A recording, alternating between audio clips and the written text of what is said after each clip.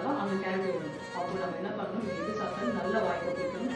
யூஸ்வலாக கை வச்சுட்டு க்ளீன் பண்ணுவாங்க. பட் நம்ம வெளியில் இருக்கும்போது அந்த மாதிரி பண்ணலாம். வீட்டில் இருக்கும்போது கண்டிப்பாக நம்மனா நாக்கில் க்ளீன் பண்ண முடியும், அவங்க பண்ண முடியாது. எது சாப்பிட்டாலும் வாய் கொட்டிக்கணும், நல்லா ஃபோர்ஸாக.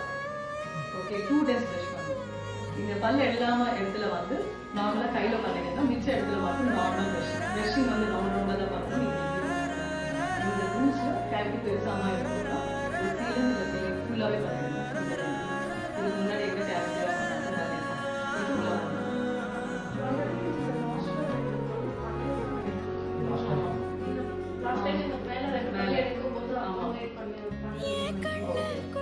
அதில் வந்து ஒரு சைடில் வந்து கேவிட்டி